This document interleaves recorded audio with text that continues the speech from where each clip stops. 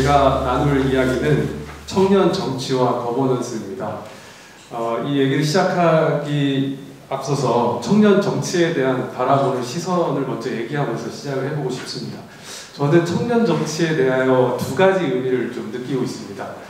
자신의 어떤 세대 구성 안에서 권리를 주장하거나 또 정치적 참여 이런 것을 강조하는 것이 아니라 앞으로 다가올, 앞으로 미래의 청년이 될 청소년이나 또 미래 세대에 대해서 우리가 그동안 겪었던 문제를 그들이 겪지 않도록 그 문제를 해결하는 좀 책임 있는 위치에 서 있는 것이 지금의 청년이 아닌가 이런 생각을 합니다.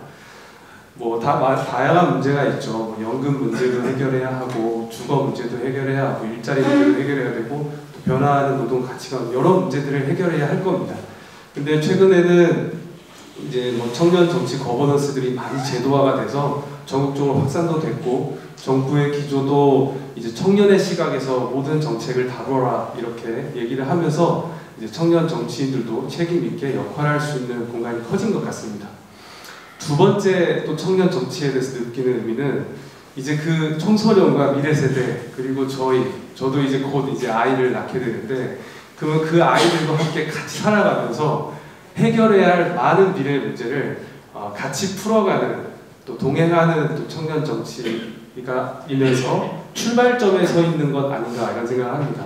앞으로 놓여있는 많은 문제들이 있을 것 같고 지금 아까 얘기한 문제들이 현재의 문제지만 또 10년 후의 문제, 20년 후의 문제는 지금과 많이 다를 텐데 그때 같이 해결해 나가야 되는 위치에 서 있는 또 출발점에 서 있는 것이 지금의 청년 정치인들 아닌가 이런 생각을 합니다. 이제 거버넌스의 얘기를 이제 좀 해보고 싶습니다. 이제 거버넌스 센터와 함께 활동하면서 거버넌스에 대한 개념 공부도 좀 여러 번 하게 됐고 또 제 나름대로 좀 정리하게 된 생각도 있었고 또 그 안에서 느꼈던 과제들이 있었습니다.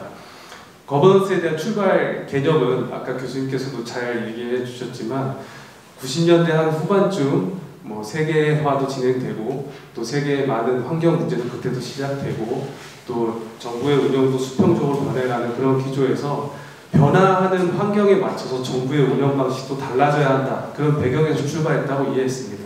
그렇기 때문에 정부가 좀 더 개방하고 좀 더 투명하게 다양한 이해관계자들을 또 참여시키고 하는 가치들이 또 공정하게 하고 이런 것들이 참 중요했다고 생각합니다.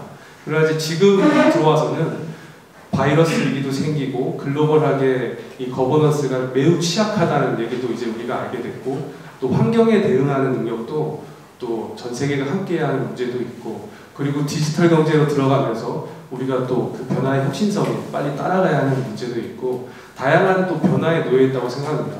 그런 변화에 맞춰서 다시 한번 거버넌스가 새로운 거버넌스로 변해가야 되는 거 아닌가 이런 생각을 하면서 거버넌스가 보다 취약한 것보다 더 단단하고 더 안정적으로 정치도 분열 안 되게 이런 체제로 좀 가야지 다가오는 미래 문제들을 잘 해결해 나갈 수 있지 않을까 이런 생각을 합니다. 그런데 무엇보다도 앞으로 저희와 또 미래 세대들이 이제 나이가 들어가면서 앞으로 정치에 참여할 주체가 된다면 그때 해결할 문제를 잘 해결하려면 거버넌스를 잘 구성해가는 또 창출해가는 우리들의 의식이 또 생각이 훨씬 더 발전하고 커져야 되는 게 아닌가 이런 문제의식을 갖고 있습니다. 그래서 그 의식과 수준이 앞으로의 거버넌스의 구성에도 큰 영향을 미칠 테니까 지금 청년 정치인으로서 또 출발하는 위치에 서 있는 젊은 세대들이 자신의 이제 역량과 실력, 안목 등을 정말 높이 쌓아야 되는 게 아닌가라는 그런 과제 의식을 갖고 있습니다. 그런 점에서 적어도 이 정도의 과제 수준을 가져야 되는 게 아닌가라고 생각하는 좀 지점들이 있는데요.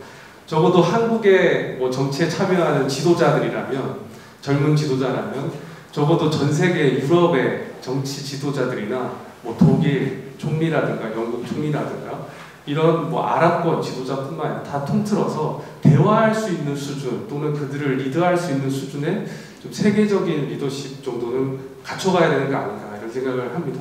두 번째는 이제 북한과의 통일 문제도 많이 남아있는 과제지만 주변 강대국만 보더라도 중국과 러시아, 일본 이런 국가들이 한국의 통일이나 더 강성해지는 것을 원치 분명 않지 않겠습니까? 그랬을 때 그들에게 거부할 수 없는 그들이 피할 수 없는 제안도 하고 그들을 핸들링할 수 있는 수준의 정치 지도자들이 역량을 갖춰야 동아시아도 잘 컨트롤해 나가고 또 세계도 잘 이끌어 나가고 또 미래도 잘 준비해가는 그런 안목과 역량을 진짜 높은 수준으로 만들어야 되는 게 지금 저희 세대들의 또 과제 아닌가 생각합니다.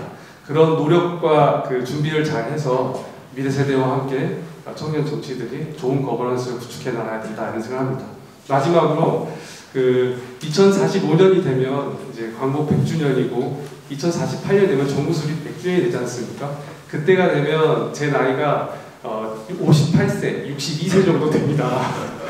이제 한 25년 후면은 제가 이제 그 나이가 되는데요.